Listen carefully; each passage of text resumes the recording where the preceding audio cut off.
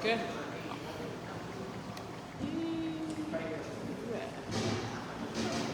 Pilina mai kako, mahalo yao ko I kia kwa na mai.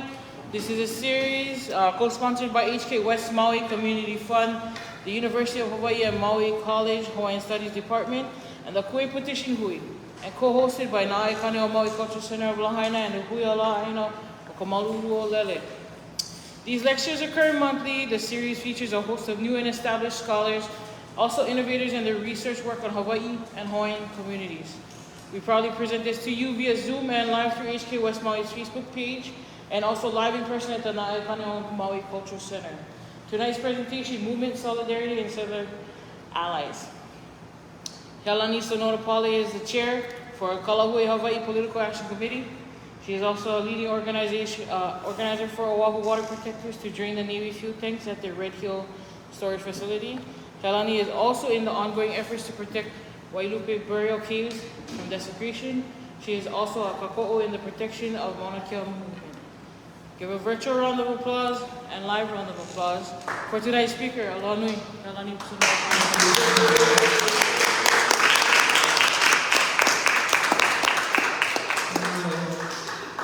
So let's get started.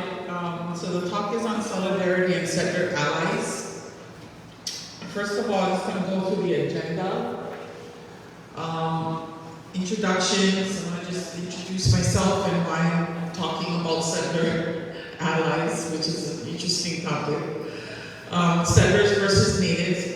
We're going to go into definitions, and putting things into context is next. Understanding the political and historical context, and then solidarity on Kanaka terms. Okay, so introduction first. Healani Sonoda o Hanau Ia'o ma Kamokukui o Oahu.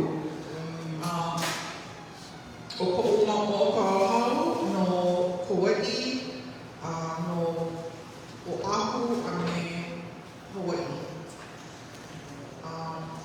He kiapi, wahine au, o Oahu, hana ia au ma kia la mokupuni, ke nohoni au ma kia wawa o Kuli'o'o. My name is Healani Sonoda. I am a Kanaka Maoli wahine, aloha aina, and my genealogy comes from Oahu, Kauai, and Hawaii Island. I was born and raised on the island of Oahu, and I currently live there in Kuli'o'o with my husband and 2 sons. I am also a community organizer, and I just want to do a disclaimer: I am not an intellectual. I am a community organizer. I am a kia'i, I'm a frontline person. I am a citizen of Lāhui, Hawaii. Native Initiative for Self-Determination and Self-Governance, asserting sovereignty over our lands, resources, sacred sites, traditional burials, and intellectual property. I'm also a water protector. I am very active with the Oahu Water Protectors, and I'm currently advocating for the immediate shutdown and defueling of the U.S. Navy's Red Hill fuel storage facility, visiting our families on Oahu. I'm also a protector of Kuleana lands, and currently my family is in a court case right now, protecting a parcel that we have on Moloka'i, and Kuleana lands has been an issue I've been involved with for many years now. Iwi kupuna. That's a big issue right now. I am part of the Pu'uhonua o Wailupe, protecting traditional burials on Oahu and Moloka'i. So all of these issues, and these are just some of the issues. I didn't even talk about Mauna Kea. Didn't get to talk about any of the other issues I've been involved with. But these are the main issues I've been involved with currently. So when Bianca asked if I could do a talk, and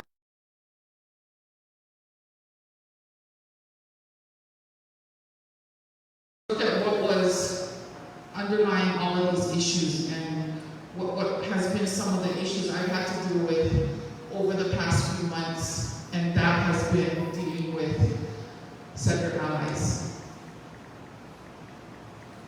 So I'm hoping this is going to, and this is just from my perspective. Of course, you could probably do a course, or you could probably do like a whole convention on settler allies and like all these different aspects and perspectives, but this is just my perspective on it. So I want to just start off with basic definitions. These definitions are not fluid. Kanaka Maoli, the indigenous, native, or first peoples of Hawaii who have had a genealogical connection to these islands. Settler, anyone who arrived after 1778 and settled in Hawaii, period. That's it. There's no fluidity in that. That's all there is.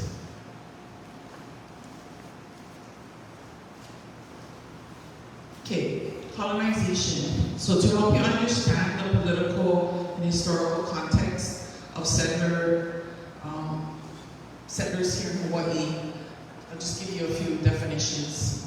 Colonization, the subjugation of one people by another people for the benefit of the subjugated group. And that comes from Dr. Healani Sonoda. And colonization is violent.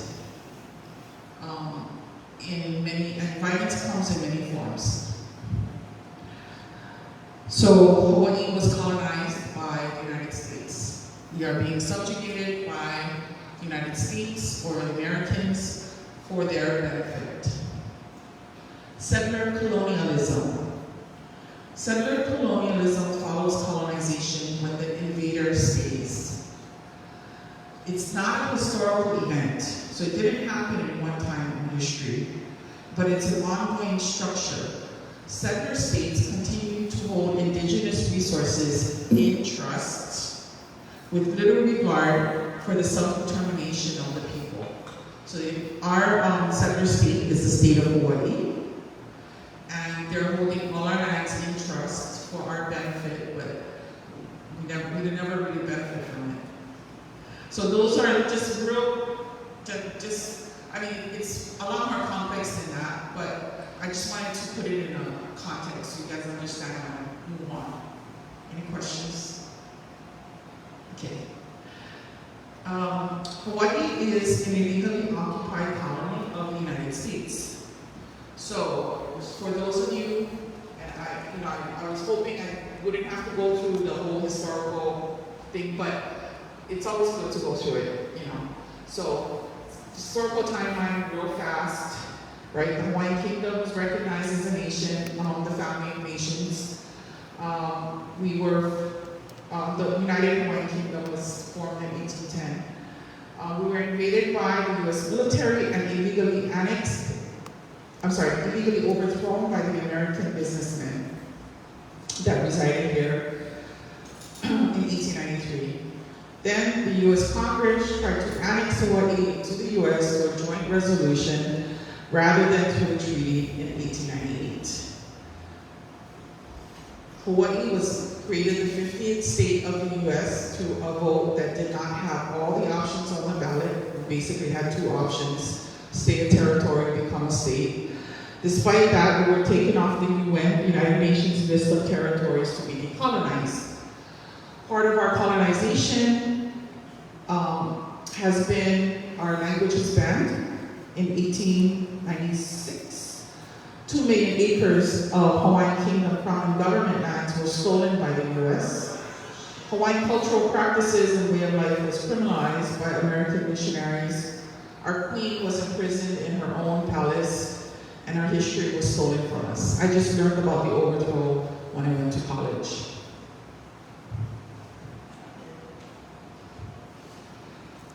Self-determinations. I think this is the last definition. Sorry, just wanted to give context.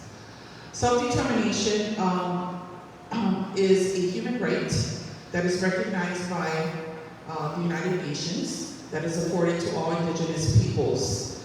It is It was encoded in the United Nations Declaration on the Rights of Indigenous Peoples, Article 3, where it states, Indigenous peoples, Kanaka Maoli, have the right to self-determination. By virtue of that right, they freely determine their political status and freely pursue their economic, social, and cultural development.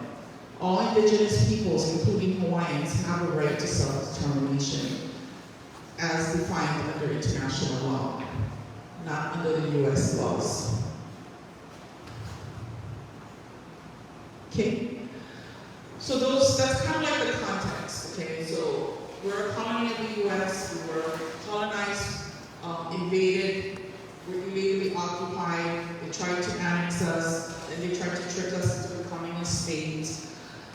So currently, so I want to talk about, the next topic I want to talk about is becoming a minority in our own homeland.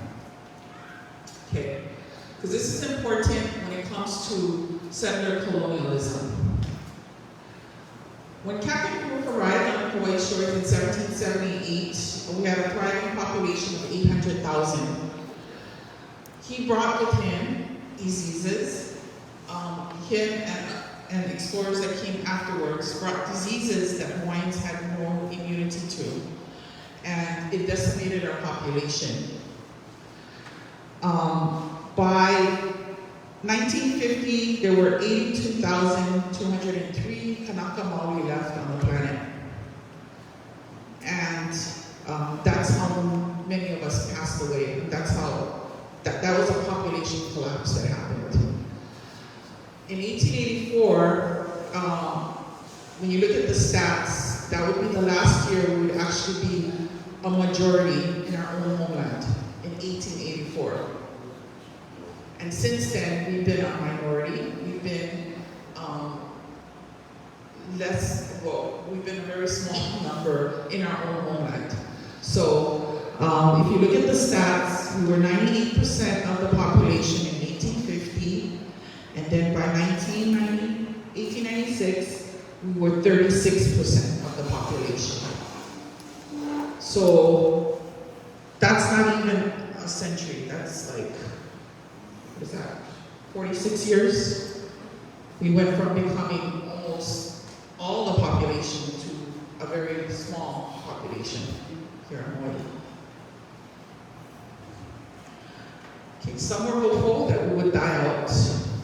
However, in 1900, that's when we reached our lowest point. In 1900, there were 37,000 Kanaka Maoli here in Hawaii. We made up 24% of the population. But from 1900 on, our population started increasing. And so 2018, there were 299,000 Kanaka here in Hawaii, which is amazing if you think about it, right?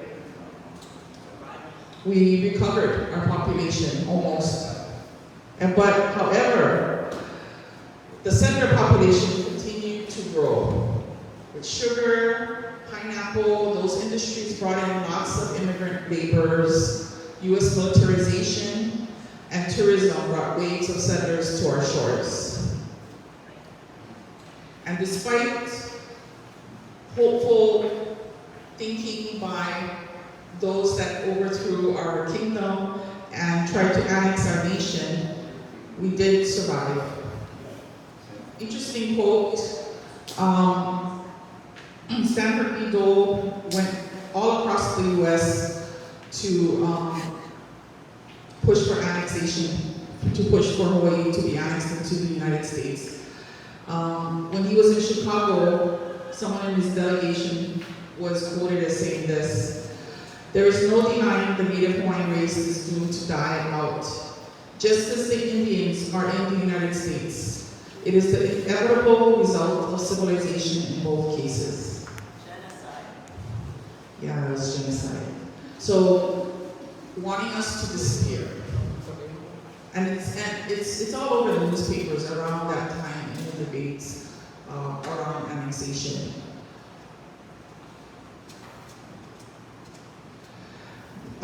Interesting fact. So Hawaii settlers today are mostly non-white. most of the settlers in Hawaii, the people who came here after 1778 and still live and reside here, are actually non-white.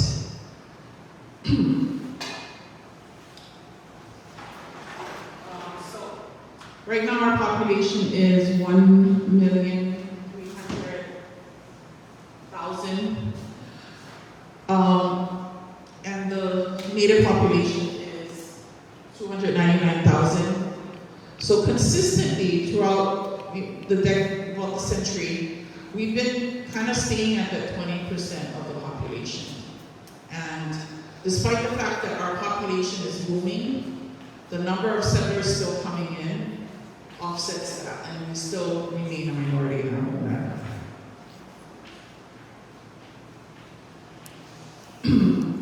So to understand white supremacy, you gotta kind of understand and how it fits into all of this. You gotta understand white sugar planters who came to Hawaii. So the first successful sugar plantation was in 1835, and it became a real big part of our culture as well as our industry. And lots of immigrant workers were brought in to work for very low pay on these sugar plantations. But what was interesting was that plantation pay was based on race. And actually they created a hierarchy of race based on pay. At the lowest end was the Filipino workers. They had the lowest pay. And here's and it's just off of this one example. I think it was in the turn of the century, 1900s. And Americans and Germans got the highest pay. They also had something called a Bengal tag, where, because they couldn't pronounce the names of all these diverse peoples that they brought to Hawaii, they had them wear tags with numbers on them, and each race had a different tag. And everybody had their own number, so they would be referred to by their number. And as someone growing up in Hawaii, a lot of us who grew up in Hawaii, who went to public school before Healani Sonoda, we learned a lot about the plantation life. That was like a big part of Hawaii's history. Even though it was a small part, it was in the timeline, it was a very small part of the whole timeline that we've been here, because Hawaiians have been here for 2,000 years. And sugar planting only started in 1835. So part of the sugar planters, what they would do is they would actually separate people by races. So Japanese had their own, area. Portuguese had their own area, and so forth. So, and that was by design. All of this is by design to divide and to control all these different races.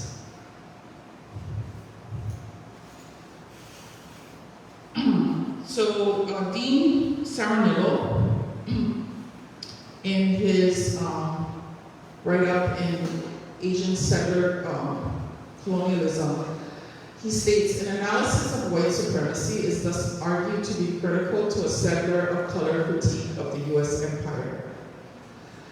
Settler colonialism is set up so that non-white settlers see their interests aligned with the settler state, ultimately benefiting off the death of Kanaka Maoli sovereignty, lands, resources, and identity.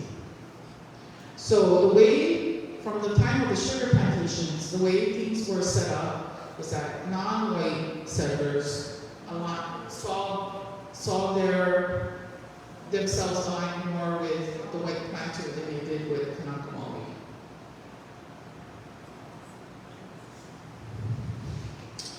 And my manalo, there is no such thing as Hawaiian at heart.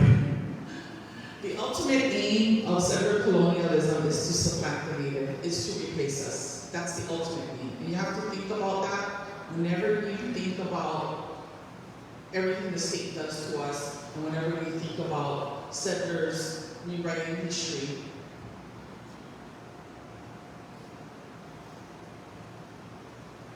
Okay, so next section is being a good ally to Kanaka Maoli in the movement. And I chose this picture because two of the people in this picture are settlers, but they stood with us in the protection of our iwi kupuna, and they still stand with us to this very day. Okay, first thing settlers need to understand as allies is you're sitting on stolen land. Good practice to get into is acknowledge and give thanks to the indigenous peoples of the land you are visiting or residing on. And I want to say this, that all of these things, all of these things I've listed here on this page are things that I have to deal with or see. Do not critique how Kanaka Maoli live. So if you are our ally, it's not your place to critique how a kupuna is living or how someone in our Lāhui is living. That's not what your purpose is. We identify you as an ally, not the other way around. So you don't go around going, I'm the ally of Kanaka Maoli. We identify you as an ally. Educate your own people and other settlers about our struggle and the oppression of Kanaka Maoli. So if you are Korean and you're an ally to Kanaka Maoli in our struggle for self-determination, it should be upon you to go and speak to the Korean community and advocate on our behalf. Take a stand on our behalf. Recognize your privilege. So those of you who are settlers have to understand that you come here with only because we are an occupied country. That's the only reason why you're here. And not at our invitation, but at the invitation of our colonizer, most times. So you're privileged, and you have more power than the native people of this land in terms of institutional power. Learn about your own history and how you got here. So here's an important point, and I'll just say this. I've seen this so many times. You know, a lot of settler allies join our movement and they don't know nothing about their own culture. And before you join our movement, learn about your culture. Learn about what your name means. If you have a Japanese name or if you have a Korean name, learn what that means. Learn about your genealogy. Because what happens is, you come here and you don't know anything about yourself, and then, it's almost as if you're looking for something to take that place, to fill that void. And I've seen that so many times over the years. So that's just some of the suggestions for the settler allies out there. Okay, so this I got from the Amnesty International organization. They have 10 ways to be a genuine ally. And I really like this list that they put together. But first things first, for settlers, it's not about you. It's not about you coming to our rescue or anything. It's about us. And that's where the focus should be. So listen and follow. Make sure that what you're doing when you're on the front lines with us, or when you are occupying with us, or when you are standing with us, Kanaka Maoli, make sure that what you're doing is indigenous led. And who you're following is indigenous. Help amplify our stories. Don't add your own twist to our stories. Do your research. Again, it's not our part to educate you, even though I'm doing it right now. It's actually important for you as a settler to do that labor and not put that labor upon Native peoples. Read a book or something. Be cognizant of how much space you're taking up. This is the big one, believe me. I'm in so many different movements and groups, but the space that settlers take up in discussions, in organizing, in laying out the path forward is huge many times. And what that does is marginalize voices that need to be heard, native voices. So never show up empty-handed. So offer your time, labor, and resources and skill, even if it's just a plate of food. Seriously. Always seek consent. And this is a real important one too, because whenever you participate or want to film something, or you want to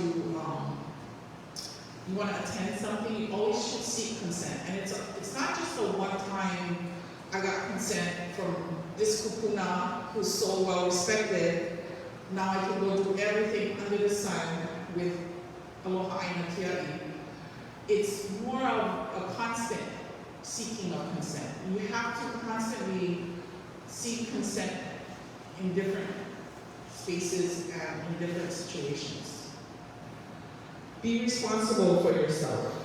Ensure that you have given back to the community more than you have taken away. So if you came to eat lunch and then you leave, you know what I mean? That's not normal. That's not right. So come, and stand with us, but bring something with you, you know? And be responsible for yourself. Know when to step back. You are a guest in a supportive role. You are not our leader. Don't create more labor and trauma for Kanaka. Saviors are not needed. Solidarity is only meaningful if it is substantive and not merely performative. So it's not about just showing up. That's not the baseline. You know, that's not what you're going for. That should be just the baseline, right? Just show up and then do more. Be mindful of others' time and energy. Kanaka Maoli are already spread thin. You know, we have to work jobs, plus protect our ancestors who are buried under the ground, plus protect the land, plus protect our water from being poisoned. So we have a lot of our plate right now. So, just be mindful of that. And then we don't have a choice to switch off or to move somewhere else. And this is to me, this is like number one. Do no harm to the community. Do no harm to the community, because to come into our spaces of hu'e, of resistance, and then to not be pono, or to put down our people, or to not treat them well, that's not right. Do no harm. Don't come with other intentions when you come into our spaces of resistance. And then you can find this all from Amnesty International, 10 Ways to be a Genuine Ally to First Nation Communities. But I loved it. It was really 10 ways, 10 simple things. If you don't want to read a whole book, go to Amnesty International and just look it up. Okay, so I want to go back to settlers, to Asian settlers in Hawaii more particularly. So moving on, I want to just talk about, just giving a little bit of context before I go to the story I want to share. In 1954, it was a Democratic Party revolution. And Japanese settlers in Hawaii came into political power at that time. Male soldiers came back heroes from World War II, and the GI Bill paid for their education. They made up about 45% of Hawaii's population. And it's a picture of Johnny Burns and Daniel Inouye, who became one of the most powerful senators in Hawaii. And so statehood really worked out for the settlers. It really empowered the settlers here in Hawaii, especially the Asian settlers. And we became like a liberal state where, we're like a melting pot of diversity, kind of thing. But the primary racial tension in Hawaii right now, and over the past few decades, especially since 1954, has not been between whites and people of color. It's been between whites and Asian settlers in Kanaka, Maui. So, unlike other places where it's very black and white, right? You can see white on black violence. Here, it's people of color and white people being oppressive to Native peoples in Hawaii.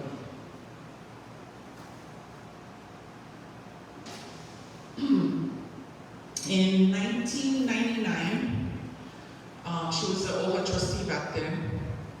Healani said something that was, and it wasn't said publicly, it was said in a meeting, but it was perceived as derogatory against the most powerful Japanese man in the state of Hawaii. His name is Daniel, and we have an airport named after him. I don't know if you guys remember that. Yeah. That was crazy. Yeah. My husband was right in the middle of that whole thing, you know, it got really bad. But she was demonized, and she was, at that time, this is 1999, and it was a few years after the 1993 march, 40,000 Hawaiians marching on Healani Palace. Lāhui was kind of in its heyday back then. Lāhui, Hawaii, the Native Initiative for Self-Determination. She was really recognized as a leader of the sovereignty movement, a leader for Hawaiian self-determination. And what happened to her as a result of saying those words, calling him a one-armed bandit, which is a term that his own comrades who were in war in Europe with him named him, because there's a whole story around that. You know, the story is he took a ring from a dead woman and later on lost his arm. And so his own comrades called him the one-armed bandit. And Healani brought that up. And what happened after was the most vicious attack on one person. It was in the news on the front pages for months.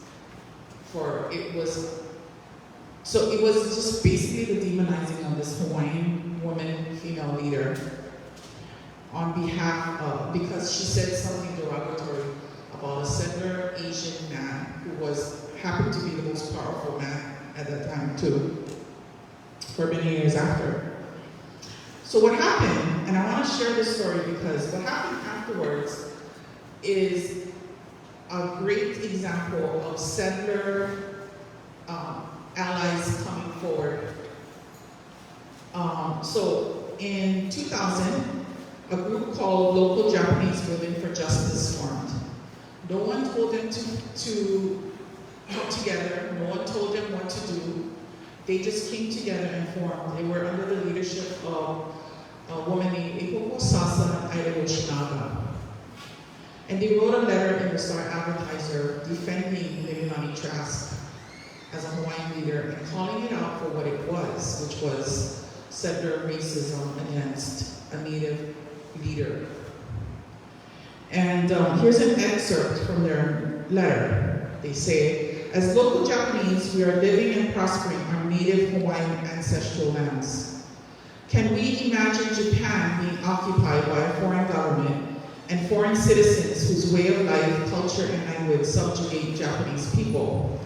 Because grievous wrongs were committed by the US government against Native Hawaiians when it overthrew their nation in 1893 and annexed to the United States in 1898, we have the ongoing obligation to support Native Hawaiians in obtaining their self-determination. So this is a group of very brave settler Japanese women who are Kanaka Maoli allies.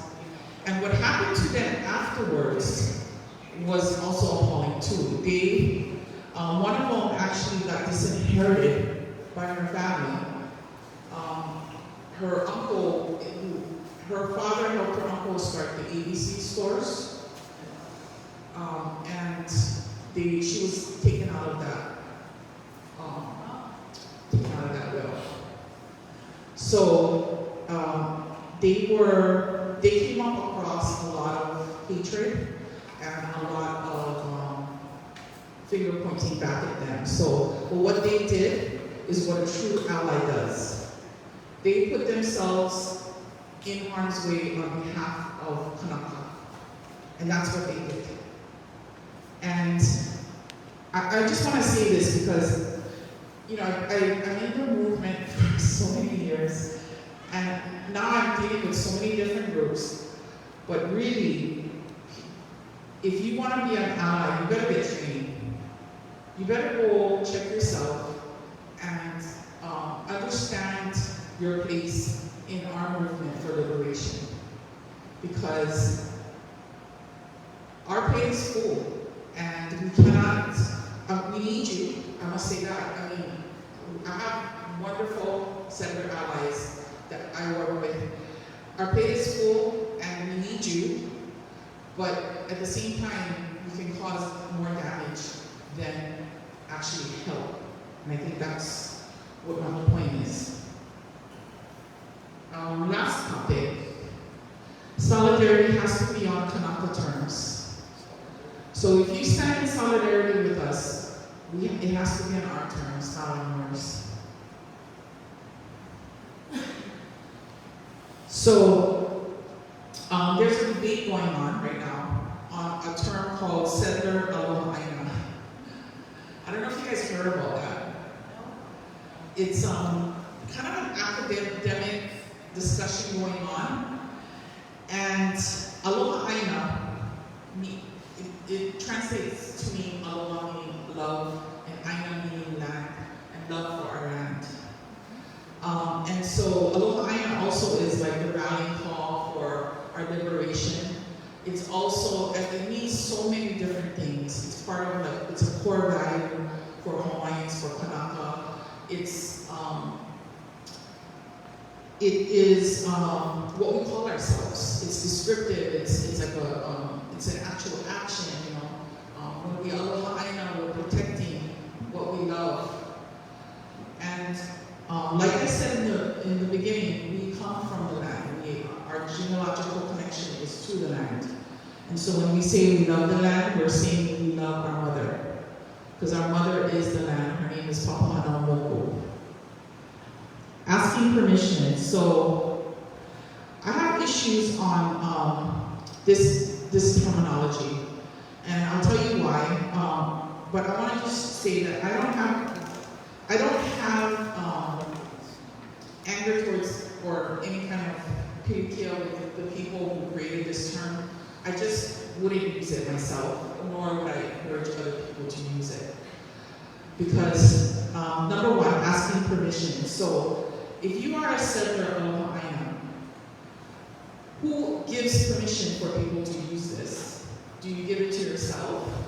Or do you earn it? Is there like, you know? So there's like a need to define this term, and also on whose permission settlers would use this terminology, and when, and in what situation.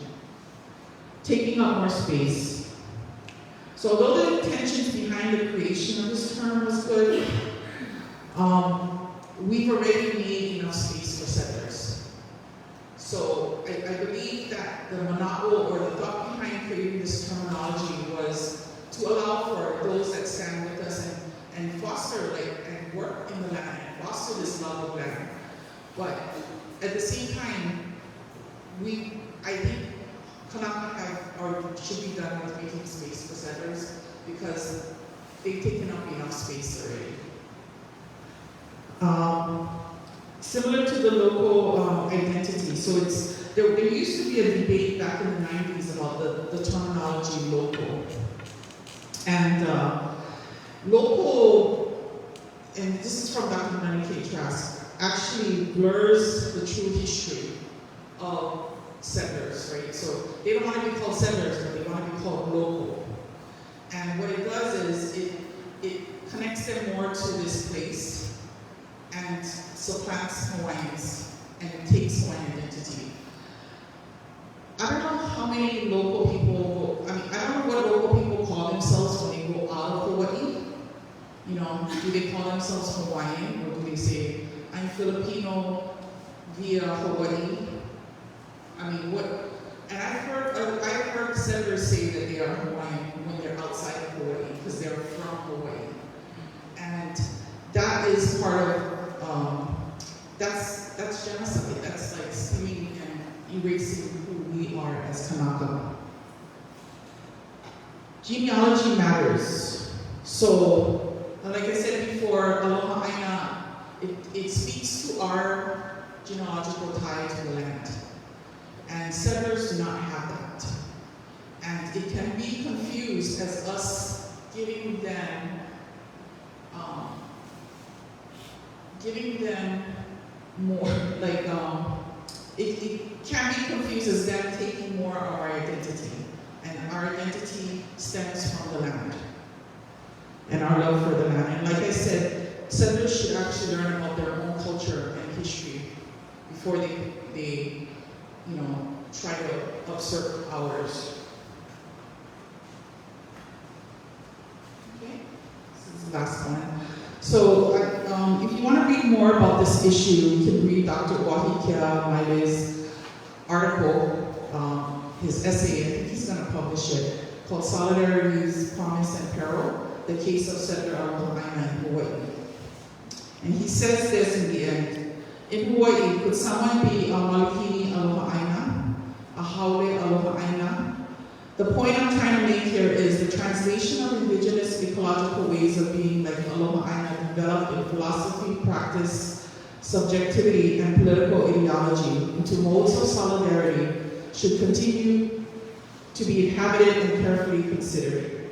So he expresses caution when moving forward in using this term because we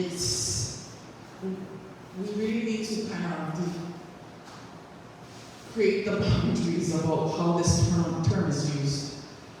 Anyway, so free resources, I can put this in the chat if I need to, or we can put it on our post, TC. It's just free resources for settler allies to our movement. Educate yourself. And then I want to say that I am in solidarity with these settler allies. These are the good ones.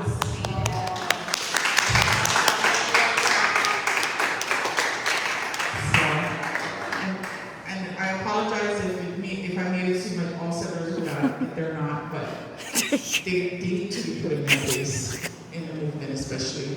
But thank you so much for having me and for hosting. Mahalo Kia Kapu and mahalo Healani Kapu and mahalo to West Maui.